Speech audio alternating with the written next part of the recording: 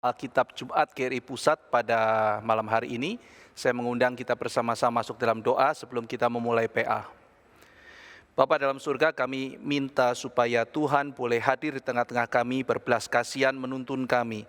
Tuhan yang telah memberikan firman-Mu, Tuhan yang telah mengurapi kami dengan roh-Mu, tolong kami supaya kami terus dituntun bertumbuh dalam hikmat, dalam bijaksana, di dalam mengerti akan kehendak-Mu, makin hari makin sempurna. Biarlah ya Tuhan pada hari ini, Tuhan boleh menambahkan kepada kami pemahaman akan firman-Mu. Biarlah ya Tuhan kehendak-Mu menjadi sesuatu yang senantiasa menyukakan hati kami, memberikan dorongan dalam hidup kami untuk terus mengejar dan terus mencari kehendak-Mu. Makin hari makin berkenan di hadapan-Mu. Tuntun kami ya Tuhan, kami mengundang Allah Roh Kudus bekerja di tengah-tengah kami, membawa kami ke dalam sukacita, di dalam kami duduk diam di hadapan-Mu, menanti hikmat-Mu. Berkatilah setiap kami ya Tuhan, dalam nama Tuhan Yesus Kristus kami berdoa. Amin. Saudara sekalian, di dalam karakter Disney, ada begitu banyak queen, ada begitu banyak princess yang dikisahkan. Dan ada banyak sekali kisah-kisah menarik dari para putri dan ratu itu. Misalnya kita mengetahui ada Queen Elsa yang sangat terkenal sekali filmnya. Nah saudara sekalian, tetapi dalam kitab suci dicatat tentang queen juga. Dan queen ini bukan sesuatu yang fiktif, tetapi queen yang betul-betul ada. Dan queen ini juga mempunyai sebuah prestasi yang luar biasa, karena ratu ini bukan hanya sekedar cantik, tetapi juga berani mempertaruhkan nyawanya untuk boleh menyelamatkan bangsanya. Dan ratu itu adalah Ratu Esther. Kita hari ini akan mempelajari kisah Esther, dan khususnya kita akan memperhatikan nanti pasal 5, dan kemudian pasal 7 dan pasal 8 mengenai pesta yang diadakan oleh Esther. Tetapi sebelum sampai ke bagian itu, saya akan menceritakan sekilas-sekilas dari pasal yang pertama sampai nanti masuk kepada pasal yang kelima. Nah, saudara-saudara sekalian, dibuka di dalam Esther pasal yang pertama sebagai pengantar. Di sini dikatakan konteks zamannya adalah zaman Ahasiweros.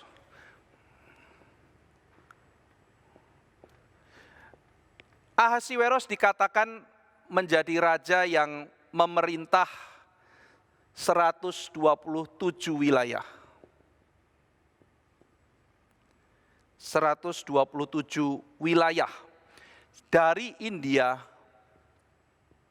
sampai kepada Ethiopia. Dari India sampai kepada Ethiopia. Nah, ini adalah yang dicatat di dalam ayat pertama. Seorang bernama Ahasiweros. Sebetulnya Ahasiweros menurut para ahli bukan nama orang, tetapi lebih tepat sebuah gelar. Seperti misalnya Fir'aun, maka Ahasiweros menurut para ahli adalah sebuah gelar yang diberikan kepada raja. Nah, dikatakan sang raja ini mempunyai 127 wilayah dari India sampai Ethiopia. Yang mau dinyatakan dalam teks ini adalah wilayah yang sangat luas. Jadi Ahasiweros mempunyai wilayah yang sangat luas. Nah, saudara-saudara sekalian, memang kerajaan Persia waktu itu sedang jaya-jayanya dan boleh dikatakan menguasai seluruh dunia pada waktu itu. Wilayahnya demikian luas dari India sampai Ethiopia. Nah, di dalam zaman sebelum ada internet, di dalam zaman sebelum ada transportasi modern seperti zaman sekarang, menguasai wilayah dari India sampai Ethiopia sangat luas, 127 wilayah, ini pasti menimbulkan problem. Jadi ada masalah, ada problem karena daerah kekuasaannya ini sangat luas. Ada sesuatu yang harus diperhatikan, ada sebuah masalah yang muncul karena sang raja memiliki wilayah yang luas. Belum lagi Ahasiweros ini yang diterjemahkan oleh beberapa kitab misalnya NIV sebagai Xerxes. Belum lagi Xerxes ini mempunyai kendala, yaitu dia sedang mencanangkan perang. Jadi dia ada perang lawan Yunani. Dia ada peperangan melawan Yunani. Saudara-saudara sekalian mungkin akrab dengan kisah 300 mengenai orang Sparta yang berhadapan dengan orang-orang Persia, nah itu di zaman Xerxes. Jadi dia sedang ada persiapan menghadapi peperangan dengan orang Yunani. Maka problem-problemnya kita bisa lihat bagaimana menyatukan kerajaan dari India sampai Ethiopia. Bagaimana menggalang loyalitas dan juga menggalang massa, mungkin juga menggalang keuangan karena peperangan yang besar itu juga membutuhkan biaya yang tidak sedikit. Ini bagaimana jalan keluarnya? Tidak ada internet, tidak ada transportasi canggih pada waktu itu. Nah, jadi ketika kita melihat konteks yang disediakan di ayat pertama, tidak heran kemudian raja mengadakan pesta. Ini pesta yang pertama. Jadi pesta yang pertama diadakan oleh raja kepada siapa? Kepada seluruh orang-orang yang tersebar di 127 wilayah itu. Jadi dia memanggil orang-orang untuk perwakilan. Kita lihat di dalam ayat yang ketiga, diadakanlah oleh Baginda perjamuan bagi semua pembesar pegawainya, tentara Persia, Media, kaum bangsawan dan pembesar daerah hadir di hadapan Baginda. Jadi dia mengundang, lalu kemudian dikatakan di samping itu Baginda memamerkan kekayaan kemuliaan kerajaannya dan keindahan kebesaran yang semarak berhari-hari lamanya sampai 180 hari. Saudara bisa bayangkan sebuah pesta 180 hari. Ini bukan sekedar sebuah pesta mabok-mabokan yang tidak ada dasarnya, tidak ada tujuannya, tetapi ini adalah sebuah pesta dan pemameran harta dengan tujuan apa, saudara? Tujuannya adalah supaya wakil-wakil itu melihat kemuliaan daripada Ahasveros. Jadi dengan pameran kekayaan itu diharapkan, oh ternyata raja junjungan kami itu seperti ini. Kalau gitu kita loyal saja kepada dia. Nanti dalam bagian akhir dicatat bahwa mereka loyal dan nanti mereka memberikan upeti, mereka membayar pajak kepada Ahasveros. Jadi tujuannya adalah untuk memperlihatkan integritasnya, memperlihatkan semacam sesuatu kredibilitas. Kami ini kerajaan yang bisa dipercaya. Kami ini kerajaan yang kuat, kami ini kerajaan yang kalau kamu bergabung dengan kami, kamu loyal kepada kami, kamu tidak akan pernah rugi. Lihatlah betapa hebat dan besarnya kemuliaan kami. Itu yang mau dinyatakan oleh Ahasveros. Nah, saudara sekalian, nantinya kita melihat Xerxes berhasil mengumpulkan, kalau menurut Yosefus 5 juta pasukan, tetapi menurut para ahli kemungkinan 1 juta pasukan untuk pergi berperang. Menurut tulisan Yosefus sekitar 5 juta, tetapi kata para ahli itu terlalu angka yang terlalu dibesarkan menurut mereka, dan mereka memberi angka yang lebih konservatif, yaitu 1 juta pasukan. Nah, tetapi kalau kita melihat dalam sejarah, pasukan yang dikirim Xerxes itu hancur, gagal total, khususnya di dalam sebuah peperangan yaitu Battle of Salamis. Saudara bisa mempelajari di sejarah, sehingga dari 1 juta pasukan itu nanti akhirnya tinggal 250.000 yang ditinggal ke sana bersama seorang jenderal bernama Mardonius, sedangkan si Ahasveros sendiri pulang bersama dikawal dengan 5.000 pasukannya. Nah, jadi saudara sekalian, di tengah-tengah pesta 180 hari itu, pada endingnya dia memanggil Wasti. Ratu Wasti dipanggil, di ayat 11 dicatat supaya mereka membawa Wasti sang ratu dengan memakai mahkota kerajaan menghadap raja untuk memperlihatkan kecantikannya kepada sekalian raja dan pembesar-pembesar, karena sang ratu sangat elok rupanya. Jadi teks Alkitab mencatat bahwa Wasti ini sangat cantik, sehingga raja di dalam puncak perayaannya itu mau memamerkan kepada seluruh tamu-tamunya, yaitu ratunya. Nah, ini artinya ratunya juga seringkali tidak diperlihatkan, tidak keluar. Nah, saudara-saudara sekalian, mengapa Wasti menolak? Nah, ini seringkali menjadi pertanyaan-pertanyaan yang muncul. Kenapa Wasti menolak? Di dalam teks Ester pasal 1 tidak dicatat alasannya kenapa Wasti menolak. Saudara-saudara sekalian, Targum misalnya, kita melihat beberapa spekulasi ya, spekulasi kenapa kok Wasti menolak. Targum menulis, salah satu Targum, Wasti ini mau ditampilkan secara tidak pantas atau tidak sopan. Jadi kalau ayat 11 dikatakan supaya membawa mahkota kerajaan, menurut salah satu targum dicatat bahwa Wasti ini cuma disuruh pakai mahkota saja, sisanya ke bawah tidak pakai baju. Jadi Wasti ini mau dipamerkan karena Ahasveros itu mabok, maka dia mau memamerkan ratunya secara tidak sopan dan tidak pantas. Tapi tafsiran semacam itu mungkin sulit dibenarkan karena kalau kita melihat dari teks ayat 11, jelas tidak ada indikasi seperti itu, saudara. Tidak ada indikasi. Jadi hanya dikatakan bahwa ayat 12, Wasti menolak, selesai. Wasti menolak. Dan di sini tidak dijelaskan bahwa dari ayat 11 tidak dicatat bahwa Wasti hanya disuruh pakai mahkota. Tidak ada. Nah, saudara-saudara sekalian, jadi argumentasi dari targum tersebut mungkin kurang kuat ya untuk menjadi kesimpulan bahwa Wasti menolak karena dia ingin diperlihatkan secara tidak sopan. Lalu tafsiran dari Yosefus, seorang sejarawan. Yosefus mengatakan kemungkinan adalah karena adat Persia. Jadi adat Persia itu melarang wanita yang sudah menikah, khususnya itu adalah istri raja, untuk berhubungan dengan banyak orang asing. Dan ini juga mungkin alasannya karena kenapa Wasti belum dikenal oleh banyak orang. Jadi wanita yang sudah menikah itu dilarang untuk berhubungan dengan banyak orang asing. Maka dalam pesta itu kalau dia diperlihatkan di depan umum itu sangat tidak pantas, tidak baik. Nah, saudara sekalian, tetapi Herodotus, seorang sejarawan lain, itu mencatat bahwa ada ratu Persia yang ikut menghadiri pesta bersama dengan suaminya. Jadi argumentasi kalau dikatakan bahwa Wasti tidak mau tampil karena tidak boleh, ratu Persia tidak boleh menampakkan dirinya dengan banyak orang. Itu tidak bisa dibenarkan berdasarkan catatan Herodotus.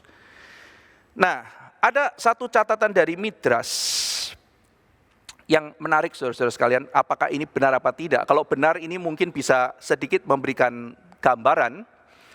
Menurut sebuah Midras, Wasti itu adalah cucu dari Nebukadnezar II. Tepatnya dikatakan bahwa dia adalah anak dari Belsyazar yang muncul dalam kitab Daniel, yang akhirnya ditumpas oleh Persia. Nah, jadi kalau Midras ini benar bahwa Wasti itu adalah cucu dari Nebukadnezar II, anaknya dari Belsyazar, jadi keturunan dari Nebukadnezar, maka ada kemungkinan menurut Midras itu waktu Wasti itu ditampilkan, maka bukan sekedar mau memperlihatkan kecantikannya Wasti, melainkan juga bukti kejayaan Persia. Nih loh, kami Persia, kami sudah menaklukkan Babel. Nih lihat, trofi kemenangan kami, yaitu Ratu Wasti yang cantik ini. Ratu Wasti ini adalah cucu dari Nebukadnezar II yang perkasa itu, tapi sekarang jadi istri saya. Nah, jadi itu sebabnya di dalam Talmud dijelaskan bahwa Wasti ini karena dia orang Babylon, kenapa dia menolak? Dia mau mempermalukan Raja Persia di depan umum, di depan seluruh kerajaannya. Wasti tidak mau dijadikan trofi kemenangan bangsa Persia dan dia sengaja mau mempermalukan Ahasveros di depan seluruh bangsanya. Apakah tafsiran ini benar kita tidak tahu, saudara, tetapi yang pasti adalah ini semua spekulasi-spekulasi yang saya bawakan yang muncul di dalam sejarah penafsiran, tetapi yang pasti tidak dicatat oleh kitab Ester itu sendiri alasan apa Wasti menolak, sama sekali tidak dicatat. Ya. Nah, saudara-saudara sekalian, jadi kalau kita melihat di dalam pasal pertama, kita melihat bahwa pesta ini adalah logikanya adalah untuk problem yang dimunculkan di ayat pertama itu sendiri, jadi luasnya wilayah. Dan di dalam pasal pertama ini ada sebuah ironi, raja yang mau menampakkan kebesarannya, tetapi akhirnya mendapat sebuah perlakuan yang memalukan. Tanda kutip pasal 1 ini, raja ini tercoreng mukanya. Kenapa? Karena justru di tengah-tengah pesta yang demikian megah, yang mau menarik orang, justru dia dibantah oleh istrinya sendiri. Dan nanti kita melihat dalam seluruh jajaran itu, seorang bernama Memukan, salah seorang petinggi di situ mengusulkan, wah ini kita mesti kasih tahu nih semua bahwa ratu mesti kita turunkan supaya nanti tidak menjadi contoh bagi seluruh kerajaan, malu-maluin raja sendiri yang begitu mulia dibantah sama ratunya. Nanti apa yang akan terjadi dalam seluruh kerajaan? Namun justru usul memukan itu malah justru menjadikan seluruh kerajaan tahu apa yang sedang terjadi. Jadi pasal 1 dibuka dengan kebesaran Ahasveros dan juga sekaligus kegagalan yang dialami oleh dia. Nah, saudara-saudara sekalian, tetapi kegagalan itu sesuatu yang kita lihat di dalam pimpinan Tuhan untuk nanti Tuhan mempunyai sebuah rencana. Masuk ke dalam pasal yang kedua. Saudara, dalam pasal kedua, singkat cerita, di sini raja mulai mau mencari ratu kembali. Jadi dia sudah mungkin kalau dalam konteks sejarah sudah pulang dari perang melawan Yunani, lalu kalah, dia kesel gitu ya. Lalu kemudian dia mulai mau menghibur diri dan disarankan oleh seorang petingginya, yuk cari ratu. Maka dikatakan di sini dikumpulkannya lah orang-orang perempuan-perempuan yang gadis-gadis yang elok rupanya dari seluruh penjuru Persia. Saudara-saudara sekalian, maka di sini kita melihat Esther juga masuk ke situ dan ini bukan sebuah beauty contest di mana yuk mendaftar, tidak, tetapi di sini dikatakan diambil, dicari. Jadi kemungkinan Esther itu dipaksa untuk masuk. Kemungkinan Esther dipaksa untuk masuk. Lalu dicatat setelah itu ada seorang yang bernama Mordekai. Jadi ada seorang bernama Mordekai. Jadi dicatat ayat keempat, raja mau mencari pengganti Ratu Wasti, pasal 2. Lalu ayat 5, waktu itu dalam benteng Susan ada seorang Yahudi bernama Mordekai bin Yair bin Simei bin Kish, seorang Benyamin. Nah, kita akan membahas dulu tokoh yang dinyatakan dalam kitab Esther ini, yaitu Mordekai. Mordekai artinya man of Marduk. Marduk itu dewa mereka. Jadi ini nama Persia ya, jelas menunjukkan nama Persia. Nah, saudara sekalian, dikatakan Mordekai ini adalah keturunan dari Simei bin Yair bin Simei bin Kish. Nah, siapa Simei itu? Simei ini adalah orang keturunan Saul. Dan dia di dalam kitab suci mempunyai kisah seperti apa? Waktu Daud keluar dari kota, pada waktu dia mau melarikan diri dalam kasus Absalom, maka Simei itu mengiring dia, saudara. Sambil dia itu lempar-lempar barang ke Daud sambil maki caci si Daud. Dia maki-maki, dia maki kasusnya dengan Bathsheba, dia bongkar semua hal yang dia rasa jelek tentang Daud. Nah, saudara sekalian, ketika Simei itu maki-maki dengan kencang, Daud itu responnya diam. Responnya diam. Lalu kemudian saudara, para prajurit-prajuritnya, jenderal-jenderalnya sudah pamit sama Daud. Saya pamit nyebrang, saya mau bunuh orang itu. Nah, saudara sekalian, tetapi Daud itu di luar dugaan mengatakan kepada anak buahnya, jangan bunuh Simei. Karena siapa tahu kata Daud, di antara perkataan-perkataan Simei itu ada kalimat Tuhan yang dititipkan buat saya. Saudara-saudara sekalian, di situ kita melihat sensitivitas Daud dan itu pimpinan Tuhan di dalam kehidupan Daud. Akhirnya Daud tidak membunuh Simei. Pada waktu nanti Daud pulang, Simei meminta maaf kepada Daud dan dimaafkan. Dan Daud bilang, selama aku hidup, aku tidak akan membunuh kamu. Tetapi saudara-saudara sekalian, tampaknya dendam Daud itu masih menyala. Salah satu pesan Daud kepada Salomo sebelum mati adalah, kamu harus hati-hati dengan Simei. Dan nanti akhirnya Salomo yang membunuh Simei. Nah, saudara sekalian, tetapi karena Daud tidak langsung membunuh Simei pada waktu itu dan membiarkan Simei hidup, maka Simei beranak pinak dan kemudian lahirlah Mordekai. Saudara, apa jadinya kalau waktu itu Daud menuruti emosinya dan dia membunuh Simei? Maka kita melihat Mordekai juga akan terbasmi. Kita melihat sejarah, saudara, tenunan tangan Tuhan demikian indah. Daud membiarkan Shimei, dia tidak langsung membunuh dia. Daud bergumul untuk mengampuni. Dia membuka hati untuk meminta Tuhan berbicara kepada dia, bahkan lewat orang yang memusuhi dia. Dan Tuhan memelihara salah seorang keturunan Shimei, nanti akhirnya menjadi penyelamat keturunan Daud. Nah, saudara sekalian, jadi ini mengenai Shimei. Dan satu hal lagi yang menarik adalah dicatat Mordekai ini keturunan Kish. Dan siapakah saudara sekalian orang yang boleh dibilang orang besar yang ada kaitannya dengan Kish? Namanya adalah Raja Saul. Raja Saul dicatat anak Kish. Jadi di sini kita melihat ada kekerabatan antara Mordekai dengan Raja Saul. Dan Mordekai adalah orang dari suku Benyamin, seperti Saul adalah orang dari suku Benyamin. Nah, jadi ini adalah apa yang diperkenalkan oleh kitab suci mengenai karakter tokoh yang bernama Mordekai. Dikatakan dia adalah keturunan Yair, keturunan Shimei, keturunan Kish, seorang Benyamin. Nah, saudara sekalian, kalau kita nanti membaca terus, kita akan menjumpai karakter dari Mordekai. Dia tidak menuntut jasa.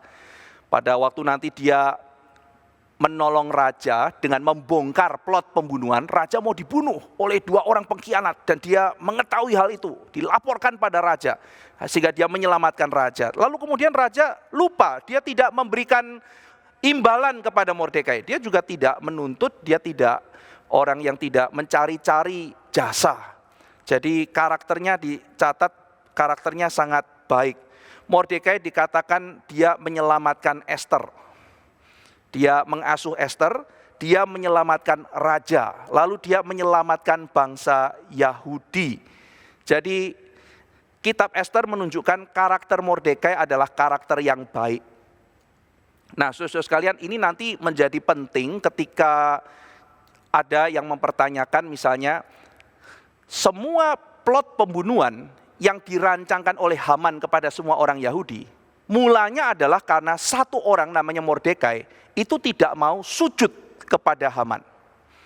Nah, pertanyaannya adalah apa alasan Mordekai tidak mau sujud kepada Haman? Apakah karena dia egois? Apakah karena rasa kesukuannya yang besar? Kalau itu adalah alasan-alasan yang tidak bermoral, yang tidak pantas, maka boleh dibilang egoisme Mordekai lah yang menyeret seluruh bangsa ini kepada malapetaka. Nah, saya tidak akan membahas pertanyaan tersebut pada malam hari ini, tetapi saudara, salah satu hints-nya adalah kita harus melihat karakter Mordekai yang dinyatakan sendiri oleh kitab suci. Dan kitab suci, khususnya kitab Ester, menunjukkan Mordekai itu seorang penyelamat Ester, dia penyelamat raja, dia penyelamat bangsa Yahudi. Jadi itu karakter yang kita bisa pertimbangkan waktu nanti kita menafsirkan apa alasan Mordekai untuk tidak memberikan hormat kepada Haman. Nah, saudara-saudara sekalian, lalu di bagian ini juga dicatat di dalam pasal 2, bahwa ayat 7 ya, Mordekai itu pengasuh Hadassah, yakni Ester. Jadi Hadassah itu nama Ibrania, Ester itu nama Persianya. Jadi ada yang bilang artinya Ester itu Istar, ada yang mengatakan bahwa artinya adalah disembunyikan, kata seorang penafsir ya. Itu lebih tepat ditafsirkan, diterjemahkan sesuatu yang tersembunyi. Nah, jadi Mordekai itu pengasuh Hadassah dan dia adalah pamannya dari Ester. Anak itu tidak beribu bapak lagi, sudah meninggal. Gadis itu elok perawakannya dan cantik parasnya. Lalu diangkat sebagai anak oleh Mordekai. Nah, saudara sekalian, lalu singkat cerita Ester ini masuk ke dalam istana karena dipaksa ikut semacam kayak ya Miss Universe atau apa begitu ya. Jadi sebelum ada kontes kecantikan di zaman sekarang, kita sudah melihat bahwa itu sudah terjadi di zaman dulu pada waktu Ahasveros, tetapi di sini lebih gloomy, lebih dark karena ini dipaksa dan ini adalah demi untuk ego satu orang raja ini. Nah, jadi Esther terpaksa masuk di sana. Ada pertanyaan berikutnya nanti misalnya, apakah Esther ini bermoral? Kenapa dia setuju masuk ke istana raja? Kenapa dia tidak seperti Daniel yang melawan? Kenapa dia tidak menunjukkan imannya seperti Sadrak, Mesak, Abednego? Kenapa dia ikut saja semua peraturan istana? Kitab ini diam, kitab ini tidak memberikan penilaian mengenai moral Esther, mengenai hal itu. Mungkin saja saudara-saudara sekalian Esther takut, mungkin saja dia terpaksa kompromi dan sebagainya. Apalagi ketika misalnya Mordekai mengatakan, jangan bilang-bilang ya kalau kamu itu orang Yahudi. Nah, kalau dia tidak mengatakan dia orang Yahudi, maka makannya juga akhirnya dia akan dicampur dengan orang-orang lain. Sehingga peraturan-peraturan makan yang dikhususkan di dalam kitab perjanjian lama, dia tidak bisa ikuti. Dia akan berbeda sekali dengan Daniel misalnya. Namun demikian saudara-saudara sekalian, apapun itu, apakah Esther bersalah apa tidak, ya, sekali lagi kitab ini tidak memberikan penilaian. Apakah dia salah apa tidak? Sekali lagi ketika kita membaca teks ini, itu bukan poin yang mau dikemukakan. Tuhan tidak membuat kita spotlight di bagian itu. Tetapi mungkin kita bisa melihat bahwa meskipun Esther itu benar atau salah pun, atau mungkin dia start dengan sesuatu yang salah, tetapi Tuhan mau pakai dia, Tuhan bisa pakai. Bahkan di tengah-tengah kalau dia ketakutan, dia mungkin melakukan kesalahan, tetapi Tuhan bisa pakai. Dan kita melihat endingnya, Tuhan membentuk Esther untuk akhirnya menjadi seorang yang dipakai Tuhan menyelamatkan sebuah bangsa. Nah, saudara-saudara sekalian, tetapi kita melihat yang dinyatakan dalam pasal 2, karakter Esther itu tidak tamak. Kalau kita melihat misalnya di dalam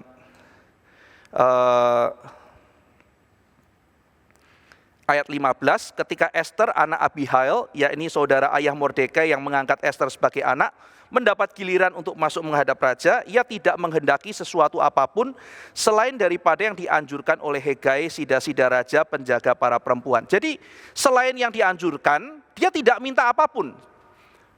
Dia mau pergi menghadap raja, lalu kemudian misalnya ya perempuan-perempuan yang lain, oh saya mau minta kalung berlian itu, oh saya mau minta gelangnya, saya mau minta oh itu yang mutiara itu, saya mau minta perhiasan ini, saya mau minta baju itu, saya minta sepatu itu. Jadi minta semuanya. Sementara Esther ya yang pantas, tolong kasih saran kepada saya yang pantas menghadap raja seperti apa, pakai. Terus kemudian misalnya ditanya lagi, mau apa lagi nih, terserah nih semuanya, silakan kamu mau ambil. Mau ambil apa? Mau ambil itu jubah, mau ambil baju di sini, atau kamu mau ambil sepatu atau mahkota atau apa, ambil aja, ambil. Dikatakan Esther tidak berminat, saudara. Sehingga itu menyentuh hati penjaganya. Orang yang menjadi supervisornya itu, sida-sida raja itu, hatinya tersentuh. Wah, orang ini baik loh. Esther ini bukan cuma cantik, tetapi dia tidak tamak. Dia bukan, orang Jawa bilang aji mumpung. Mumpung saya di sini maka saya keruk semuanya. Esther tidak demikian. Nah, saudara-saudara sekalian, maka kita melihat karakter daripada Esther yang ditampakkan dalam pasal 2. Lalu kemudian kita lihat, kita masuk ke dalam pasal yang ketiga secara singkat. Di pasal 2 nanti juga Mordekai membongkar sebuah persekongkolan. Dalam pasal yang ketiga diperkenalkan tokoh berikutnya, namanya adalah Haman. Jadi muncul Haman. Sekarang kita lihat pertentangan antara Mordekai dan Haman.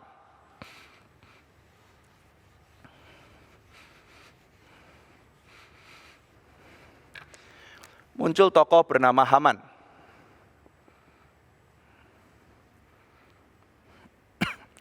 Nah, saudara, Haman ini dicatat di sini asal usulnya. Ayat pertama menunjukkan bagaimana pangkatnya dinaikkan, jadi pangkatnya tinggi. Ironi ya saudara, pasal 2 dicatat yang berjasa besar itu Mordekai. Mordekai tidak diingat, tetapi ada seorang yang hatinya mungkin tidak cinta raja. Kalau Mordekai kan dia mengasihi raja, dia kepengen raja selamat, tetapi dia tidak mendapat hadiah. Sementara Haman yang untuk diri, dia dikatakan di sini mendapat pangkat yang besar. Lalu ayat yang kedua, semua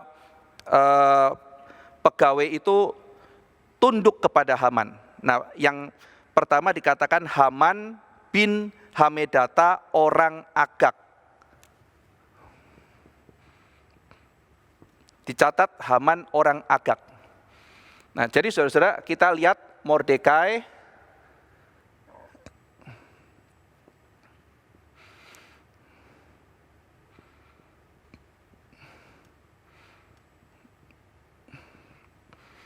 keturunan Simai, keturunan Kis, masih ada kaitan dengan Saul, masih ada kaitan dengan Benyamin. Lalu Haman orang Agag, ini adalah orang Amalek. Saudara, kalau melihat dua ini, apa yang dinyatakan di pasal 2 dan pasal 3, kalau saudara akrab dengan perjanjian lama, langsung nyambung ceritanya. Saudara sekalian, semenjak kitab Keluaran pasal 17, Tuhan pada waktu itu meminta bangsa Israel dipimpin Musa itu bertarung melawan Amalek. Amalek itu adalah keturunannya Esau. Esau punya anak namanya Elifas. Elifas punya anak namanya Amalek. Dan Amalek ini seringkali menjadi lambang bangsa yang mau menggagalkan rencana Allah. Bangsa yang menjadi musuhnya Allah. Maka semenjak Keluaran pasal 17, di situ ada peperangan antara Musa melawan Amalek. Dan saudara mesti ingat pada waktu itu ya, pada waktu Musa berdoa mengangkat tangannya lalu kemudian menang. Tapi pada waktu tangannya turun maka kalah. Terus kemudian ditopang oleh sahabat-sahabatnya sehingga akhirnya menang perang. Jadi untuk melawan orang Amalek kuncinya adalah doa kepada Tuhan. Menjadi kunci kemenangan. Nanti kita melihat dalam kitab Ester juga sama. Nah, jadi Haman ini adalah orang Amalek. Nah, saudara sekalian, di dalam zaman Raja Saul, Tuhan meminta Saul menghancurkan Amalek, berperang melawan Amalek, dikatakan ini adalah musuh Tuhan. Maka Saul, kamu perang lawan dia. Jadi Saul mendapat mandat dari Tuhan menghancurkan Amalek dan membunuh Agag. Membunuh Agag. Tetapi apa yang terjadi saudara sekalian? Saul membiarkan Agag hidup. Samuel nantinya marah dan karena Saul melalaikan tidak membunuh Agag dan dia tidak membunuh binatang-binatang harta daripada Agag, tetapi kemudian mempersembahkan korban. Nah, dari situ kan muncul kalimat ya saudara, Tuhan tidak peduli kepada persembahan, tetapi Saul itu tidak mendengar Tuhan. Dia tidak taat pada Tuhan, dia tidak mendengar Tuhan. Buat apa engkau memberikan persembahan tapi engkau tidak mendengar Tuhan? Sesuatu yang nanti muncul juga di dalam kitab Pengkhotbah. Tuhan tidak suka kepada mereka yang memberikan persembahan, tetapi mereka tidak mendengar Tuhan. Nah, jadi Saul akhirnya ditolak sebagai raja karena dia tidak mendengar Tuhan. Dia memberikan persembahan, dia beribadah kelihatannya, tetapi dia tidak mentaati Tuhan. Nah, jadi Agag ini nanti akhirnya dibunuh oleh Samuel, tetapi tampaknya dia sempat, keluarga-keluarganya sempat lolos. Lalu kemudian muncullah Agag. Saudara, karena tidak taat kepada Tuhan, maka sekarang seluruh keturunannya Agag yang namanya keturunan Agag yang namanya Haman bisa membasmi seluruh keturunan Saul. Jadi di sini kita melihat Mordekai dan Ester sebagai orang Benyamin, sebagai sukunya Saul. Kita melihat tampaknya mereka mengemban tugas. Mereka melaksanakan perintah Tuhan yang gagal dilakukan oleh Saul, yang diselesaikan oleh Samuel, tetapi belum tuntas. Dan nantinya Tuhan memakai Mordekai dan memakai Ester untuk menuntaskan tugasnya, yaitu membasmi Amalek dan khususnya keturunan Agag. Nanti kita melihat di situ keturunan Agag akan dibasmi sampai kepada pasal yang ke-9 nanti. Nah, jadi saudara-saudara, itu perkenalan mengenai Haman, orang yang dikatakan sebagai keturunan Agag. Nah, makanya nanti kenapa kok tidak mau hormat sama sama Haman ada tafsiran ya. Ini nanti kita lihat ada beberapa tafsiran. Salah satunya adalah karena Mordekai mengetahui dia sebagai orang Benyamin dan si Haman ini adalah keturunan Agag. Ada yang menafsir demikian. Nah, saudara-saudara sekalian, Mordekai ini adalah seorang pegawai rendahan. Dia ini biasanya bertugas di pintu gerbang istana. Jadi dia juga seorang pegawai istana, tapi mungkin orang yang tidak terlalu tinggi pangkatnya. Sementara Haman ini seperti orang nomor 2-nya raja. Sehingga pejabat lain kalau Haman lewat itu membungkuk kepadanya. Nah, saudara-saudara sekalian, itu perkenalan yang dinyatakan di dalam pasal 3 mengenai tokoh Haman. Dan Haman ini dikatakan seorang yang sangat besar sekali egonya dan sangat besar sekali ambisinya. Jadi dalam pasal 3 itu dikatakan bahwa Haman ini panas terhadap Mordekai dan berencana untuk membunuh seluruh orang Yahudi. Jadi kalau detailnya nanti saudara bisa membaca ya, detailnya itu Mordekai dikasih tahu sama temannya, kan kamu harus hormat sama dia. Raja kan bilang harus hormat sama dia, tapi tampaknya Mordekai tidak mau. Sehari, 2 hari, dikatakan berkali-kali, terus menerus temannya ingatkan Mordekai, tapi Mordekai tidak mau dengar. Nah, saya kasih sedikit hint saudara di dalam bagian ini, dia berkali-kali terus menerus. Itu kalau saudara melihat paralelnya, itu mirip ketika istri Potifar itu berkali-kali setiap hari berusaha untuk menggoda Yusuf. Nah, kalimatnya di sini nanti sama secara linguistik, ketika selama berhari-hari berkali-kali terus menerus si Mordekai itu dibujuk untuk menghormat kepada Haman. Tetapi Mordekai tidak mau. Nah, pada singkat cerita, kemudian orang ini lapor kepada Haman. Itu si Mordekai itu tidak mau tunduk kepada kamu. Karena dia orang Yahudi. Nah, Haman tidak melakukan cross check, dia langsung percaya saja kesimpulan yang dituduhkan oleh orang tersebut. Lalu kemudian, karena dia orang Yahudi ya, kalau begitu saya musuhan. Apalagi ada cerita panjang mengenai Haman dengan keturunan orang Yahudi. Nah, saudara sekalian, lalu kemudian di situ di dalam ayat ke-6 diceritakan ya bahwa dia mempunyai ikhtiar memunahkan semua orang Yahudi. Lalu ayat yang ke-7, dalam bulan pertama, yakni bulan Nisan, dalam tahun yang ke-12 zaman Raja Ahasweros, orang membuang pur, yakni undi di depan Haman, hari demi hari dan bulan demi bulan sampai jatuh pada bulan yang ke-12, yakni bulan Adar. Jadi Haman membuang undi, dalam bahasa setempat membuang pur, nanti disebut peringatan Purim. Membuang pur, membuang undi. Jadi seolah-olah Haman mau memperlihatkan orang Yahudi, nasib kalian tuh di tangan saya. Saya yang pegang dadu dan ini kita akan pilih tanggal berapa kalian akan dipunahkan. Nanti jatuh di bulan Adar, bulan ke-12, dan itu undian dilakukan di bulan Nisan, bulan pertama. Jadi dia melakukannya di bulan Nisan. Nanti saudara bisa melihat lebih jelas di situ tanggal 13 ya, tanggal 13 bulan Nisan, Haman itu membuang undinya. Nah, saudara sekalian, ada 3 hal yang dituduhkan Haman kepada orang Yahudi. Ayat 8, sembah Haman pada Ahasweros. Ada suatu bangsa yang hidup tercerai-berai dan terasing di antara bangsa-bangsa di dalam seluruh daerah kerajaan Tuanku. Yang pertama, mereka tersebar di seluruh Persia. Yang kedua, hukum mereka berlainan dengan hukum segala bangsa. Nah, ini sudah mulai nuduh. Mereka punya hukumnya beda loh Tuan sama hukum Anda. Yang ketiga, hukum raja tidak dilakukan mereka sehingga tidak patut bagi raja membiarkan mereka leluasa. Nah, yang ketiga ini bahaya. Mereka tidak menjaga hukum raja. Jadi yang pertama, mereka tersebar, ini yang bahaya, mereka tersebar.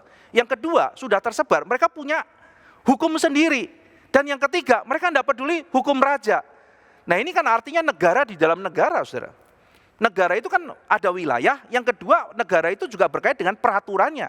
Nah, ini sekarang mereka tinggal di tempat kita, tapi hukumnya mereka punya sendiri, tidak mau hukum raja. Dan juga di situ mereka tidak mau hukumnya raja. Wah, ini problem. Maka dengan hasutannya Haman, raja ini tidak bisa dibiarkan. Orang Yahudi ini negara dalam negara, mereka punya hukum sendiri, mereka tidak peduli hukum kita.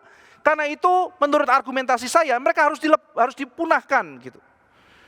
Nah, saudara-saudara sekalian, ayat 9, Haman menambahkan, jikalau baik pada pemandangan raja, hendaklah dikeluarkan surat titah membinasakan mereka, hamba akan menimbang perak 10.000 talenta dan menyerahkan kepada tangan para pejabat yang bersangkutan. Wah, saudara lihat ya, kalau kamu kasih izin saya untuk bunuh orang-orang Yahudi, saya akan sumbang kas negara 10.000 talenta perak. Saudara bisa bayangkan berapa kayanya Haman, kaya sekali. 10.000 talenta perak dikatakan di dalam kitab ini. Satu talenta kira-kira 34 kilogram. Jadi kalau 34 kilogram kali 10.000, 340.000 kilogram perak kalikan saja, saudara. 1 kilo sekarang kira-kira tanggal 27 ini 19 jutaan. Hampir 20 juta, 19 juta 800 atau berapa. Berapa triliun, saudara, yang disumbangkan oleh Haman, kalau uang sekarang, kalau rupiah. Berapa triliun yang dia sumbangkan kepada negara. Kalau saya boleh bunuh orang Yahudi di seluruh Persia. Apakah dia termakan kebenciannya? Apakah dia rela rugi? Apakah Haman ini seorang yang termakan dengan dendam sehingga akhirnya ya sudahlah, saya keluar uang begitu banyak, tidak apa-apa, saya bunuh mereka semua. Tampaknya tidak, saudara. Tampaknya ada seorang penafsir mengatakan ini purely bisnis ini. Ini bisnis. Haman memanfaatkan dendamnya tetap dengan bisnis. Kenapa, saudara? Kan dia keluar uang banyak sekali. Sampai triliunan rupiah. Nah, saudara-saudara sekalian, masalahnya begini. Ini hukum yang ada yang berlaku di Persia. Kalau saudara menuntut seseorang, misalnya Anda menuntut orang itu melakukan pembunuhan atau apa. Orang itu terbukti bersalah dan dihukum mati. Maka hartanya, tanahnya dan hartanya itu jatuh kepada orang yang menuduh dan terbukti. Ya, nah, saudara, ini nanti buktinya di mana? Ketika Esther menuduh Haman, lalu Haman dihukum mati, hartanya dia, raja kasih kepada Esther. Nah, jadi saudara bisa bayangkan ya, kalau Haman menuduh semua orang Yahudi melakukan kejahatan, dan raja sudah kasih seal, memang salah, dan mereka semua akan dibunuh, artinya apa, saudara? Artinya Haman berhak atas seluruh tanah dan seluruh aset orang-orang Yahudi yang dibunuh itu. Balik modal, saudara. Balik modal.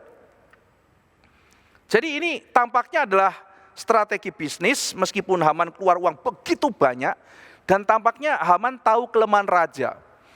Orang perang butuh uang banyak, dan tampaknya raja pikir, ya sudahlah, orang mati dibunuh, saya tidak terlalu peduli sama orang Yahudi, apa signifikansinya, mereka mati ya sudah, mereka salah satu pendatang di dalam kerajaan saya. Ya, tapi kalau mereka disingkirkan, saya dapat uang, saya dapat 10.000 talenta perak masuk kepada perbendaharaan kekaisaran Persia. Ya itu lebih benefit, ya satu sisi saya butuh uang untuk perang, ya sudahlah, biarkan saja. Nah, jadi pasal 3 ditutup dengan sebuah surat yang diedarkan, saudara-saudara sekalian, diedarkan pada tanggal 13 bulan Nisan, yang sangat menakutkan bahwa di dalam bulan Adar nantinya semua orang Persia boleh membunuh orang-orang Yahudi. Ini pasal yang ketiga. Masuk pasal yang keempat. Singkat cerita, Mordekai berkabung, nggak mau dihibur, lalu kemudian Esther menanyakan kabarnya, berarti kabar ini tidak masuk ke dalam istana. Jadi Esther tidak mendengar, lalu kemudian dikatakan Mordekai memberikan salinan undang-undang. Jadi dia bukan hanya sekedar memberikan hoax, tapi undang-undangnya itu salinannya diberikan kepada Esther. Lalu kemudian di situ dalam pasal 4 ayat 7, Mordekai menceritakan jumlah perak yang dibayarkan Haman. Jadi dia mau kasih tahu Esther, ini loh, ini serius loh. Dan kenapa kok raja tampaknya setuju-setuju saja, dia memberikan capnya itu kepada Haman. Dia memberi uang dalam jumlah yang sangat besar. Tak heran raja itu langsung menyetujui. Jadi ini sesuatu yang serius, Esther, dan ini lawan kita ini habis-habisan. Jadi di situ Mordekai meminta Esther dalam pasal 4 untuk terlibat. Dan ketika Mordekai mendorong Esther untuk terlibat, tampaknya dia tidak mendorong Esther untuk menjadi pahlawan satu-satunya. Dia tidak mengatakan, oh tolonglah Esther, kamu satu-satunya harapan kami. Kalau nggak ada kamu, kita nggak siapa lagi menjadi penolong kita. Dia mengatakan, Esther, kamu harus bertindak. Kalau enggak, keselamatan akan datang dari yang lain. Dan jangan kira kamu bisa selamat. Saudara-saudara sekalian, satu hal yang diingatkan kepada kita ketika kita boleh melayani Tuhan, jangan kira gara-gara kita, saudara-saudara sekalian, maka kita terlalu penting di dalam pekerjaan Tuhan. Mordekai mengatakan, ayo kamu libat, kamu melayani, kamu mau dipakai oleh Tuhan. Kalau kamu mau, kamu akan dipakai oleh Tuhan. Kalau kamu tidak mau, Esther, jangan kira kamu penting, kamu juga akan binasa. Dan keselamatan akan datang dari yang lain. Itu iman dari Mordekai, saudara. Itu iman yang menyatakan bahwa kalau Esther tidak mau, Esther bukan satu-satunya juru selamat. Jadi dia beriman kepada Tuhan yang meskipun tidak disebut di dalam seluruh kitab Esther, tetapi tersembunyi, sedang bekerja, mengerjakan, memelihara dengan begitu banyak tanda kutip ya, kebetulan-kebetulan di dalam kitab ini. Saudara sekalian, itu bukan kebetulan, tetapi disitulah Tuhan yang sedang bekerja dengan cara yang tersembunyi, yang tidak langsung menyatakan dirinya, tapi tidak terlihat, dia mengatur segala sesuatu. Saudara sekalian, setelah Esther didorong oleh Mordekai, maka dia menyanggupi, oke, saya akan memegang tugas yang berat ini, kamu dukung saya, ajak seluruh bangsa berpuasa, itu puasa Esther ya, 3 hari lamanya, baik waktu malam maupun siang. Nah ini ada problem saudara ya, ada problem ketika berpuasa.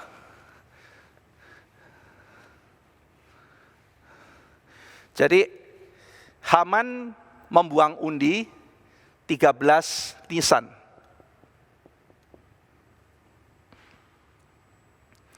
Ada yang mengatakan malam itu juga direspon Esther berpuasa. Jadi tafsiran 1, 13, 14, 15 Nisan.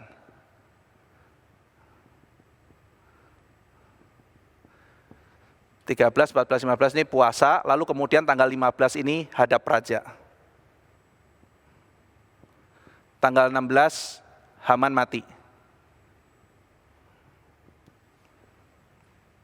Tafsiran kedua, puasa 14, 15, 16 Nisan. 16 hadap raja, 17 Haman mati.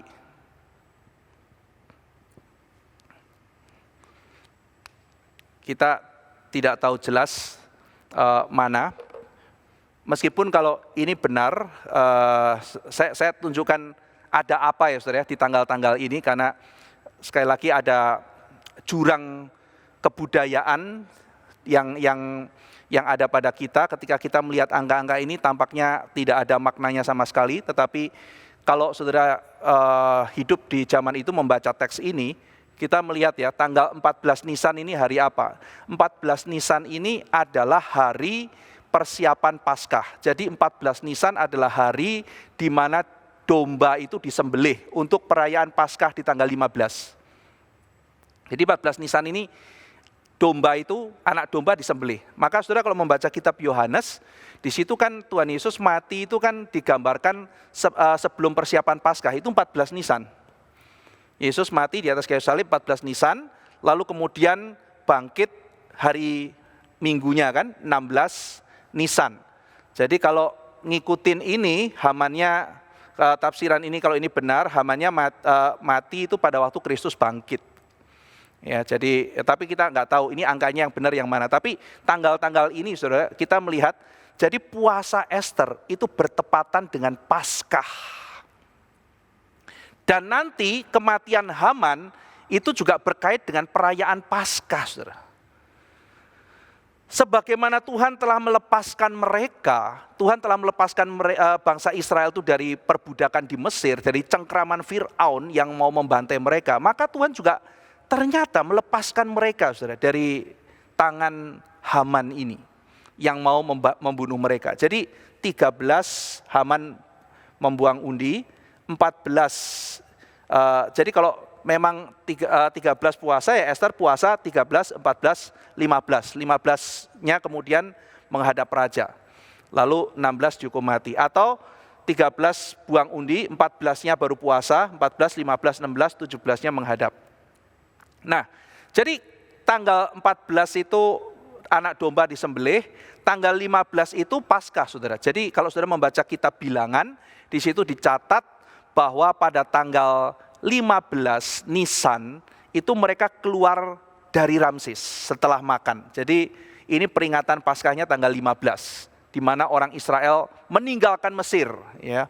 Nah jadi kalau kita melihat bahwa ini adalah perayaan Paskah, maka mungkin tanggal 14 masih persiapan gitu ya. Tapi ini kan tanggal 15 makan Paskah, nggak boleh puasa sebetulnya. Sebetulnya tidak boleh puasa. Nah kalau mereka sampai sudah dalam perayaan demikian penting ini mereka berpuasa, maka mereka sudah dicekam ketakutan dan mereka melihat, ya lebih baik kita puasa, kita mau merayakan Paskah, tapi faktanya sekarang kalau kita tidak puasa dan tidak berserah pada Tuhan untuk meminta kelepasan, ya mungkin tahun depan sudah tidak ada Paskah lagi, nggak ada perayaan Paskah lagi. Maka mereka meminta Tuhan, karena ini kesempatan emas waktu Ester akan menghadap raja. Nah jadi saudara-saudara sekalian, kita melihat bahwa ini adalah momen yang sangat decisif dan mereka berpuasa. Di sini kita melihat saudara, kalau yang namanya orang Yahudi berpuasa, mereka nggak lepas juga dari doa. Mereka buat apa berpuasa? Kalau membaca kitab Yoel, mereka berpuasa itu kan karena mau menyatakan mereka mau mendekatkan diri pada Tuhan, mereka mau bertobat, mereka mau meminta kebangunan dari Tuhan. Jadi ini berkaitan dengan doa, juga permintaan belas kasihan kepada Tuhan. Saudara sekalian, kenapa Ester meminta demikian? Karena dia tahu dia mempunyai tugas yang berat. Seorang penafsir mengatakan Ester mengerjakan mission impossible. Mungkin betul juga saudara, karena kerjanya berat sekali. Kita lihat saudara, yang pertama, Ester itu menghadap raja, ya kan? Itu yang pertama dia harus mempertaruhkan nyawanya, dibunuh apa enggak, ngadep saja, bicara saja, itu sudah melanggar protokol, karena dia harus diundang oleh raja. Tiba-tiba nongol, itu artinya dua. Satu, raja berkenan atau dia dibunuh. Jadi tahap pertama aja muncul saja, itu sudah sebuah pertaruhan. Ya. Oke, lewat gitu ya, ting, kamu diizinkan. Terus kemudian disuruh ngomong, saudara. Dia harus ngomong apa? Yang pertama dia harus ngomong, saudara. Halo raja, maaf ya selama ini saya bohongin kamu, saya orang Yahudi, saya dalam bahaya nih. Saudara, ini nomor 2 ini juga bahaya. Dia harus menceritakan bahwa dia orang Yahudi dan sekarang dia terancam. Yang ketiga, ya, dia mesti ngomong gini, raja, omong-omong ya suamiku, kamu kemarin bikin kebijakan salah loh. Kamu salah loh, kemarin tuh yang suruh bunuh-bunuh, salah, itu bangsa baik-baik. Please, jangan deh, jangan bunuh-bunuh lagi ya. Jadi please ya, kamu salah ya. Kasih tahu ya semua ya, di depan umum saya kasih tahu, suamiku salah. Ubahlah, nggak gampang. Terus yang keempat, di situ pasti ada Haman. Dia harus melawan Haman. Haman, lu jangan dendam-dendam lagi ya. Gitu. Jadi saudara, ini bayangkan ya, kalau Anda jadi Ester, Anda menghadapi paling tidak 4 kesulitan ini. Masuk menghadap raja ini nyawa. Yang kedua, bagaimana saya ketika menerima misi ini, saya harus jujur menyatakan siapa saya. Yang ketiga, saya harus menyatakan kepada sang raja bahwa kamu salah, kamu ketipu. Saudara, raja ini kan egonya tinggi sekali, lalu kemudian mau bilang, hei raja depan umum, kamu salah. Kasus Wasti, saudara, dipermalukan oleh istri. Apakah raja akan berkenan dipermalukan oleh ratunya? Dan berikutnya, dia harus debat dengan Haman. Ketika Ester mengatakan raja kamu salah, Haman pasti akan berbicara, saudara, dan dia orang nomor 2 di kerajaan. Dia pasti bukan orang bodoh. Haman pasti bukan orang bodoh, mungkin dia terampil, dia fasih, dia bisa menyetir dan dia bisa mengendalikan keadaan. Dia harus berdebat dengan Haman. Saudara, jadi setelah 4 ini saya gambarkan, saudara, kita mulai pikir, iya ya berat loh tugas Ester. Jadi ketika dia pikir ini 4 hal yang harus saya lakukan, maka sekarang semuanya berdoa. Mari kita berdoa, kita hanya bisa sukses kalau Tuhan ikut campur. Ini tidak bisa dengan kekuatan manusia. Tidak bisa kekuatan manusia. Datang, raja bilang, kling, oke. Yang kedua, ngaku, hai, saya nipu kamu selama ini, sorry ya, saya istri kurang baik, saya orang Yahudi. Yang ketiga, Esther harus bilang, raja, sorry ya, kamu salah. Diubah dong kebijakannya, lain kali hati-hati ya kalau bikin kebijakan, masa raja bikin kebijakan begitu. Yang ketiga, menyatakan bahwa suaminya salah. Yang keempat, dia harus melawan Haman, berdebat melawan Haman.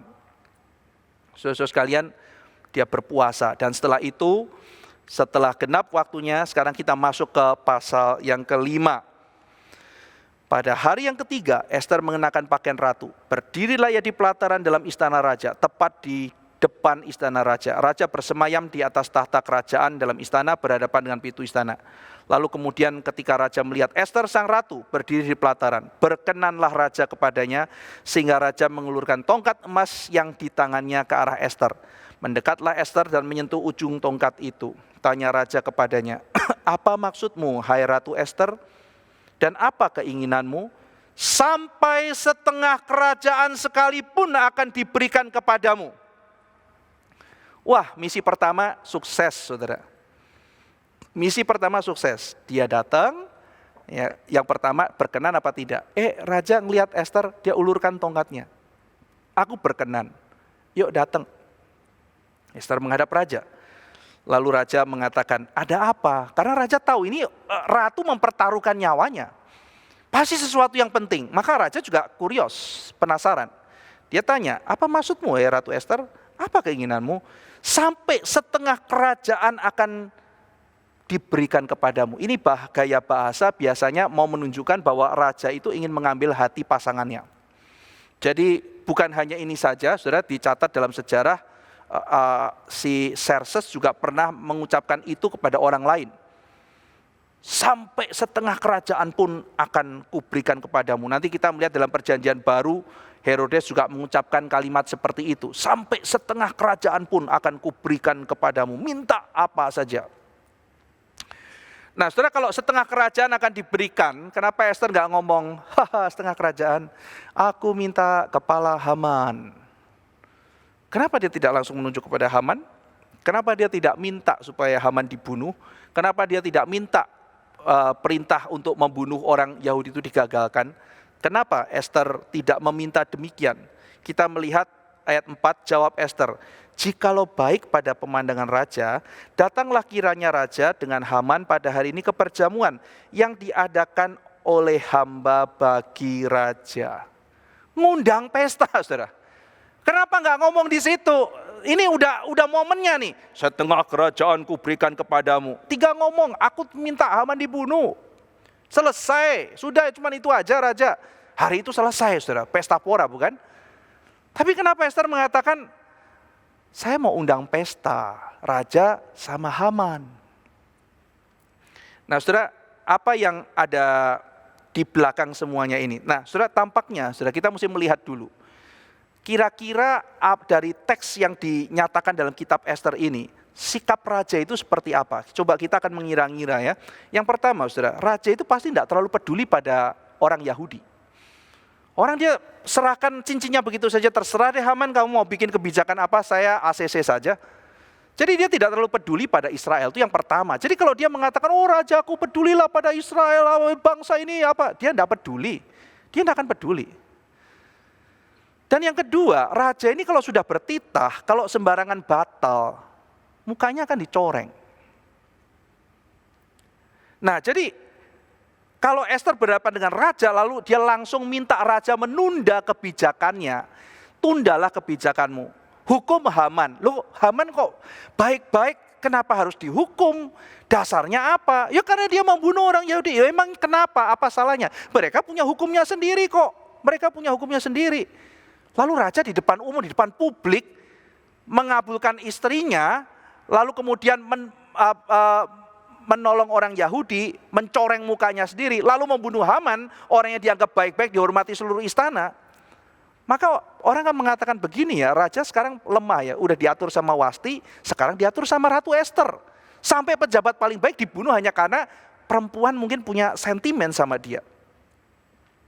Jadi Esther tampaknya tahu bahwa di depan umum tidak tepat untuk membukakan masalah ini, baik dalam tempat maupun waktu. Dia butuh pengantar, maka tidak baik mungkin untuk memblow up ego daripada Ahasveros. 3 hal yang kita lihat dari karakter raja. 1, egonya tinggi. Egonya tinggi. Yang kedua, peduli benefit. Tadi masalah perak ya. Yang ketiga, nah ini saudara, mencintai Ester dan ingin mengambil hati Ester. 3 hal ini, egonya tinggi. Kalau di depan umum, raja kamu salah. Wah ini bahaya sekali. Yang kedua, dia peduli benefit. Yang ketiga, mencintai Ester dan dia ingin mengambil hati Ester. Maka Ester bilang, yuk kita datang, kita akan bikin pesta. Ikut ya, raja sama Haman. Nah ini aneh saudara. Ini aneh. Kenapa sama Haman? Kenapa sama Haman? Jadi kalau kita mengatakan oke, kenapa Ester tidak langsung bilang, kenapa Ester membuat pesta? Ada kemungkinan karena Ester itu tidak mau di tempat umum konfrontasi dengan raja. Dia mau minta bantuan. Kalau dia debat dulu sama raja dan dia mempunyai sebuah alasan yang sangat tidak masuk akal untuk membunuh Haman, itu sangat tidak bijak. Maka dia meminta waktu yang lebih private, yang lebih nyaman untuk dia menceritakan masalahnya kepada raja. Jadi dia mengundang raja dan Haman untuk pesta. Wah, ini pasti mengundang kuriositas bagi raja. Ada apa ini? Kenapa kok Ester undang Haman ya? Apa hubungannya? Nah saudara-saudara sekalian, Raja Persia itu biasanya protektif terhadap istri. Dia sangat protektif terhadap istri. Hanya Kasim atau Yunuh yang boleh ketemu. Maka bagi Haman, kalau dia bisa ketemu ratu, makan dengan ratu, itu hak istimewa. Saudara. Itu hak istimewa. Karena raja sangat protektif sekali terhadap istrinya. Tidak bisa sembarangan orang ketemu.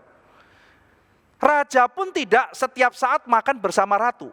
Apalagi sekarang ini Haman sebagai seorang pembesar diundang oleh ratu. Jadi ini momen spesial bagi Haman. Ini promosi bagi Haman. Tapi raja kurios. Apa yang mau diminta oleh ratunya ya? Sampai meresikokan nyawa lalu bikin pesta dengan Haman. Saudara, raja ini kan tidak bodoh ya, dia penguasa besar begitu, dia tahu ada sesuatu yang akan diminta Ester. Nah kita lihat saudara, makin penasaran, ayat yang kelima, raja mengatakan, panggil Haman. Haman datang ya, lalu kemudian datang ke perjamuan. Jadi Ester mungkin sudah siapkan, lalu kemudian mereka ketemu. Ayat 6, sementara minum anggur bertanyalah raja pada Ester, apakah permintaanmu niscaya akan dikabulkan? Dan apakah keinginanmu sampai setengah kerajaan sekalipun akan dipenuhi? Ini kali kedua, saudara. Perhatikan tadi yang pertama ngomong kalimat sama. Yang kedua, raja juga berkenan pada Ester, kamu minta apa? Setengah kerajaan akan dipenuhi. Maka jawab Ester, perhatikan saudara ya. Permintaan dan keinginan hamba ialah titik dua. Lalu ayat 8, jikalau hamba mendapat kasih raja, dan jikalau baik pada pemandangan raja, mengabulkan permintaan serta memenuhi keinginan hamba, datang pula lah kiranya raja dengan Haman ke perjamuan yang akan hamba adakan bagi raja dan Haman, maka besok hamba akan lakukan yang dikehendaki raja. Besok diundang pesta lagi. Titik 2. Saudara, itu seorang penafsir mengatakan itu sebetulnya cara bacanya adalah digantung. Jadi ibaratnya saya seorang MC mengatakan, saudara-saudara sekalian, ini adalah malam puncak yang akan mengetengahkan siapa yang menjadi juara setelah 1 tahun kontes yang panjang. Kita lihat apakah saudara Jufri dengan suara emasnya yang menjadi pemenangnya malam ini, ataukah saudara Hengki dengan penampilannya yang luar biasa energik malam ini yang menjadi pemenangnya. Siapa yang tereliminasi, siapa yang menang. Saudara-saudara sekalian, kita akan segera menentukan dan pemenangnya adalah sampai ketemu besok. Saudara-saudara sekalian, kita kalau dengar acara kayak begitu, kesel gitu ya. Dan pemenangnya adalah, wah semangat. Kita ketemu lagi besok. Kira-kira seperti ini saudara intonasinya. Jadi raja itu kan gondok saudara. Jadi Ester gitu ya, kamu minta apa gitu? Oke raja, thank you ya. Dan permintaanku adalah besok ya raja, datang sama Haman lagi. Saudara sekalian, yang pertama kita tunda, kita ngerti. Yang kedua, kenapa ya? Kenapa Ester tunda lagi? Di sini kita tidak tahu saudara. Kalau yang pertama masih masuk akal, dia butuh tempat privat dan sebagainya. Yang kedua, nggak ngerti. Kenapa Ester tunda? Itu ada berbagai macam tafsiran, tapi saya kok nggak srek ya saudara. Misalnya salah satu tafsiran adalah membuat raja itu cemburu terhadap Haman. Saya kira Haman diundang memang Ester mau konfrontasi ya, tidak sampai ke arah mau mengadu raja dengan Haman dibikin cemburu, maka dekat-dekat saya tidak terlalu melihat itu benar ya, meskipun tafsiran itu cukup dipegang oleh orang-orang penting ya, mengenai bagaimana Ester itu juga mencoba untuk membangkitkan cemburu dari raja terhadap Haman. Nah, jadi ditunda lagi sampai besoknya. Nah, saudara-saudara sekalian, tetapi kita melihat penundaan itu ternyata beresiko. Penundaan itu beresiko. Kita nggak tahu, mungkin waktu lagi ngomong itu Ester juga ngerasa ada sesuatu yang momennya nggak pas, yang nggak dicatat dalam Alkitab, lalu dia tunda lagi besok. Nah yang pasti adalah penundaan itu bisa berakibat fatal, yaitu matinya Mordekai. Kenapa saudara? Dalam pasal 5 dicatat setelah selesai pesta, Haman pulang, wah Haman happy saudara. Diundang makan, pejabat kayak saudara diajak makan sama presiden dan sebagainya kan pasti seneng gitu ya. Ada semacam sesuatu kebanggaan tertentu. Nah Haman pulang, lalu kemudian di situ dia seneng, tapi waktu lewat pintu ketemu Mordekai, dia lihat Mordekai nggak sujud lagi, dia tambah kesel. Dia kesel lagi saudara. Dan dicatat di situ dia pulang sambil menahan marahnya ya, ketemu di rumah sama teman-temannya, sama istrinya, dia masih bisa cerita berapa bahagianya dia. Dia punya anak banyak, dia punya harta yang banyak, kedudukannya tinggi, diundang pesta sama ratu lagi. Wah, betapa hebatnya saya gitu ya. Tapi dia bilang, tapi semuanya itu tidak ada gunanya buat saya. Dia bilang tidak ada berguna, ayat 13. Karena aku masih melihat si Mordekai tidak mau hormat sama saya. Saudara-saudara sekalian, Haman ini orang yang punya segalanya, tetapi tidak bahagia. Kasihan sekali ya, jadi dia punya segala sesuatunya, tetapi dia tidak bahagia. Dan di situ dia kesel gitu ya. Dan istrinya, si Seres, istrinya itu bukannya mengcounter dia, mengatakan, Papa, kamu itu loh gak bisa bersyukur, cuma satu orang gak bisa hormat kamu, gila hormat amat sih kamu. Lihatlah semua orang juga hormat sama kamu, memang itu orang aneh mungkin. Lihatlah begitu banyak berkat yang kamu terima, kenapa kamu gak bisa bersyukur, kenapa gak bahagia? Ya saudara-saudara sekalian, si Seres bukannya mengatakan kebenaran, menegur, tetapi dia malah mendukung Haman di dalam kesesatannya. Haman tuh ibarat seperti kalau Adam dan Hawa ya saudara, dikasih pohon semuanya bisa diambil tapi dia pilih satu. Semuanya dikasih tapi dia pilih apa saudara? Si Mordekai harus sujud sama dia. Itu baru bahagianya dia. Ini pikiran yang ngaco luar biasa. Saudara celaka kalau kita punya, Tuhan berikan begitu banyak hal, tapi ada satu hal yang buat kita saudara-saudara sekalian, itu kita jadikan pokok kebahagiaan, itu menjadi berhala kita. Seres mengatakan, sudahlah itu bikinlah tiang sulaan yang tinggi, lalu kemudian sulakan saja si Mordekai ke sana. Wah, lalu kemudian semangat sang suaminya, dia bikin satu tiang sulaan yang sangat tinggi, lalu kemudian dia tidak bisa tidur, dia pergi cari raja langsung malam itu juga, supaya kalau bisa besoknya langsung eksekusi si Mordekai. Nah saudara sekalian, ternyata malam itu bukan hanya Haman yang semangat gak bisa tidur, Tuhan membuat raja juga tidak bisa tidur di pasal yang ke-6. Karena raja tidak bisa tidur, Tuhan atur saudara-saudara sekalian, di sini Tuhan memelihara Mordekai. Sehingga ketika rencana Ester yang ada lag ini, ya ada kekurangan ini, tidak menimbulkan bahaya bagi Mordekai. Saudara lihat ya, Ester sebijak-bijaksananya. Ketika dia merancangkan, sepinternya dia untuk memikirkan strategi apa, tetap ada lubang yang sangat besar dan berbahaya. Dan Alkitab mau menunjukkan Tuhan bekerja di sini. Saudara-saudara sekalian, saat itu raja tidak bisa tidur juga.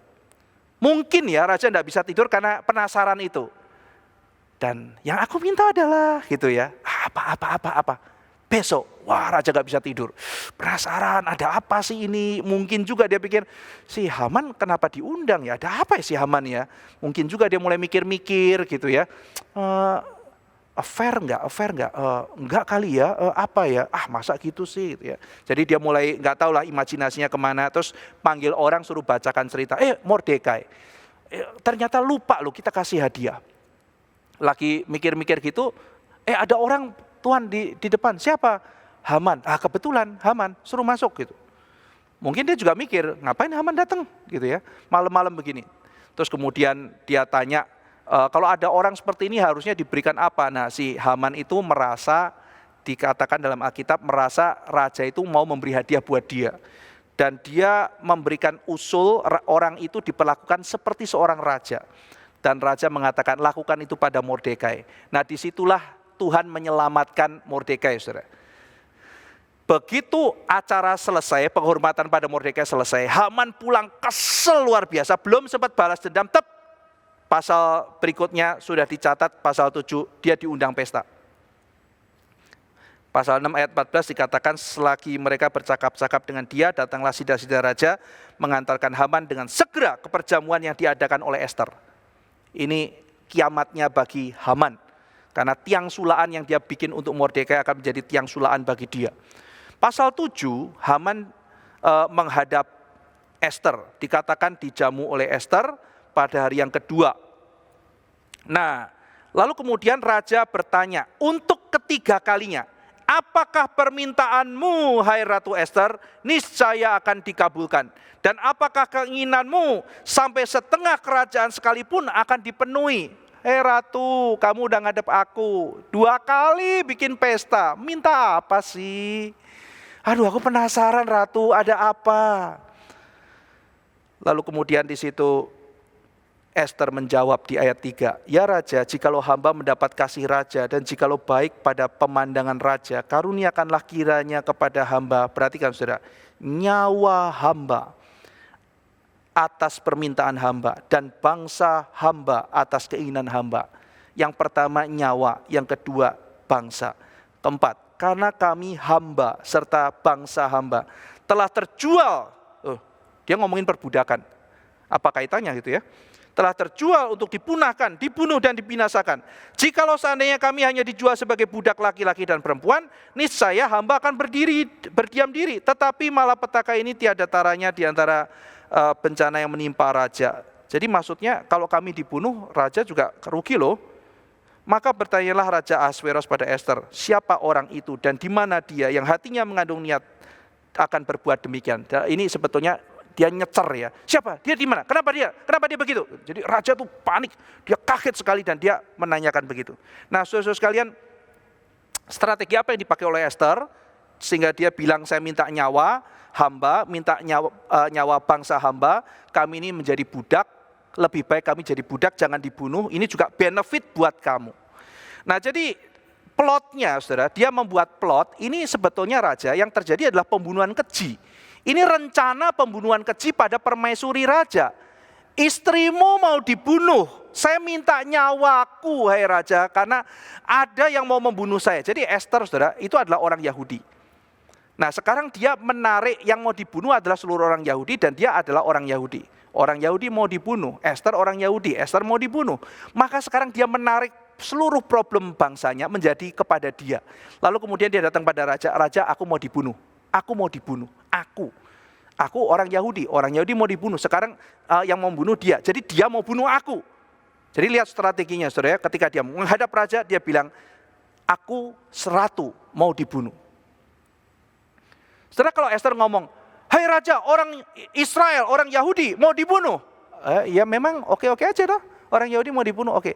Tapi sekarang Ester bilang, aku ratumu mau dibunuh. Hah, ratu mau dibunuh? Ceritanya lain saudara. Dia tidak peduli sama orang Yahudi, tapi dia sayang sama Ester. Jadi Ester mewakili bangsanya menghadap raja. Nah, saudara sekalian, kalau headline berita gitu ya, headline berita, raja menghukum seluruh orang Yahudi. Mungkin itu tidak terlalu penting. Ratu mau dibantai. Wah, itu headline serem sekali gitu ya. Berita yang tidak main-main. Nah, sekarang sebagai wanita yang dicintai, dia minta tolong pada ksatria yang berjubah itu. Jadi, saudara, kalau orang lagi jatuh cinta ya, seorang pria itu, bagaimana perasaannya ketika dia ingin mengambil hati seorang wanita? Dia akan senang jikalau wanita itu memperlakukan dia seperti pahlawan. Dia nggak akan senang kalau dipermalukan di depan umum, tapi dia senang jikalau dia diperlakukan seperti seorang pahlawan. Nah, seperti inilah Esther menghadap kepada raja, dan dia menyatakan, aku ini butuh pertolonganmu, tolonglah saya ksatriaku, aku ini membutuhkan pertolonganmu, aku mau dijual, mau dibinasakan, tolong saya. Wah, itu membangkitkan amarah dari Ahasveros ya. Nah, jadi Esther menarik, yang pertama menarik kesulitan bangsanya menjadi kesulitan dia mau diancam dibunuh. Yang kedua, dia bicara mengenai benefit yang bisa didapatkan raja.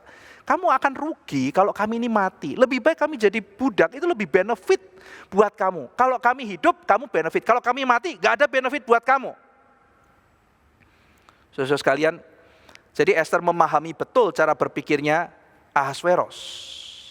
Raja marah, saudara, karena ternyata dia membahayakan ratunya sendiri. Raja tahu dia sudah masuk plotnya Haman. Saking marahnya, dan dia mungkin bingung mau melakukan apa. Dikatakan dia tinggal begitu saja, dia jalan-jalan di taman. Wah, Haman sudah pucat, saudara.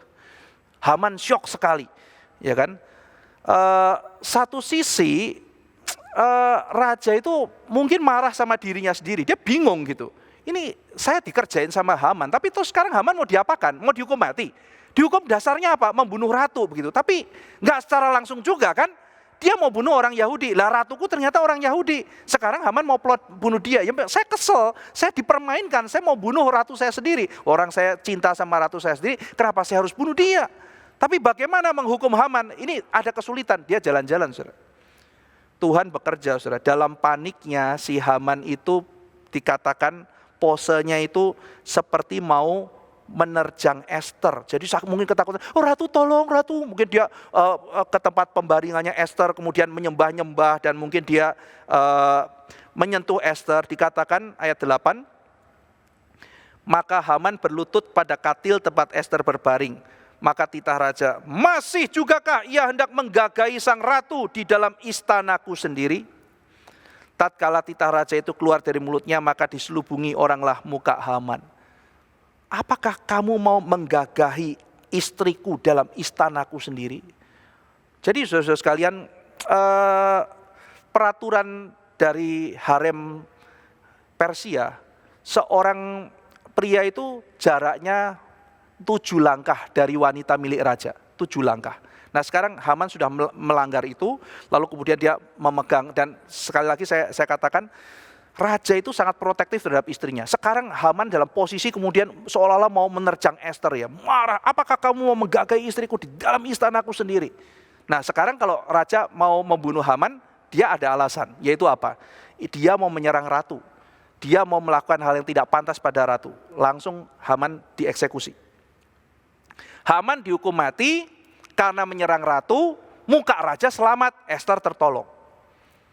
Nah, jadi saudara sekalian, kita melihat di sini Esther dicintai oleh raja, tetapi dia tidak memakai cinta itu untuk sesuatu yang egois.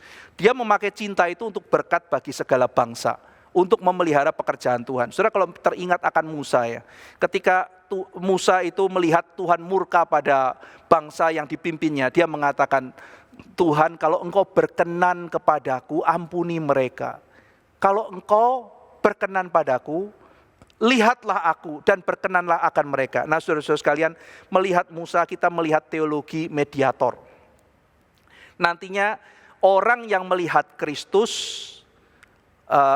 Bapak yang melihat Kristus, karena dia mengasihi Kristus, karena dia berkenan pada Kristus, maka dia mengampuni kita yang ada di dalam Kristus. Seolah-olah Kristus mau mengatakan, Bapak lihatlah aku, jikalau engkau berkenan kepadaku, biarlah engkau juga berkenan pada mereka, ampunilah mereka. Saudara-saudara sekalian, Esther menjadi mediator, dia memberikan dirinya untuk akhirnya mewakili seluruh bangsanya, dan dia seolah-olah mengatakan, Raja, jikalau engkau berkenan kepadaku, selamatkanlah umatku. Nah, saudara-saudara sekalian, lalu kemudian Haman mati, tetapi ceritanya belum selesai, saudara. Beberapa bulan kemudian, mungkin mereka tunggu kok raja diam-diam aja ya, raja nggak gerak. Hamannya sih udah mati, saya sih sudah nggak ada masalah, tapi bangsa saya ini masih binasa nanti. Karena tunggu bulan Adar sudah dekat. Lalu kemudian pasal 8 dikatakan sekali lagi Esther menghadap kepada raja dan dicatat di sana bahwa Mordekai sudah mendapatkan jabatan yang tinggi karena diketahui saudaranya Esther. Nah, saudara sekalian, kita melihat bahwa di sini Esther mengatakan kalimat lagi kepada raja. Saya akan bahas buat saudara, ini penting. Ayat yang keempat. Maka raja mengulurkan tongkat emas pada Esther, bangkitlah Esther dan berdiri di depan raja, serta sembahnya. Jikalau baik pada pemandangan raja dan jikalau hamba mendapat kasih raja, dan hal ini kiranya dipandang benar oleh raja dan raja berkenan pada hamba, hendaklah dikeluarkan surat titah untuk menarik kembali surat-surat yang berisi rancangan Haman bin Hamedata orang Agag itu yang ditulisnya untuk membinasakan orang Yahudi di dalam semua daerah kerajaan. Karena bagaimana hamba dapat melihat malapetaka yang menimpa bangsa hamba, dan bagaimana hamba dapat melihat kebinasaan sanak saudara hamba.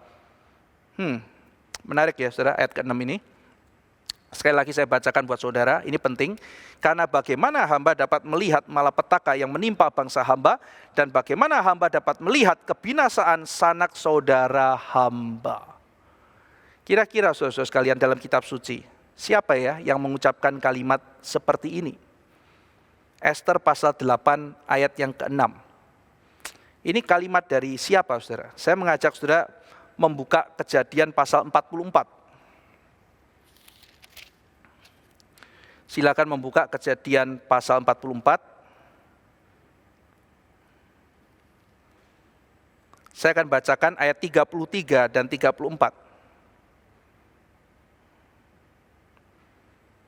Oleh sebab itu, baiklah hambamu ini tinggal menjadi budak tuanku, menggantikan anak itu, dan biarlah anak itu pulang bersama-sama dengan saudara-saudaranya. Sebab masakan aku pulang kepada ayahku apabila anak itu tidak bersama-sama dengan aku. Aku tidak akan sanggup melihat nasib celaka yang akan menimpa ayahku. Esther mengatakan nasib malang yang menimpa bangsanya. Di sini perkataan Yehuda kepada Yusuf yang saat itu menjadi raja. Yehuda pada waktu itu mau melepaskan Benyamin. Benyamin sedang ditawan. Lalu sekarang Yehuda berkata kepada Yusuf yang saat itu berpura-pura dia menjadi seorang pejabat yang kecurian piala. Sekarang Yehuda mengatakan, tolong jadikan aku budak. Aku nggak bisa melihat nasib celaka yang akan menimpa ayahku. Aku harus mengadakan pembelaan ini.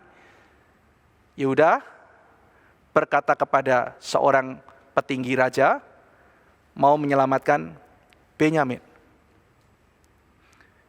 Esther seorang Benyamin, berbicara kepada raja, kalimat yang mirip untuk membebaskan Yehuda. Yehuda pernah menolong Benyamin. Sekarang kita melihat, Benyamin peduli pada Yehuda. Satu hal yang sangat indah, saudara.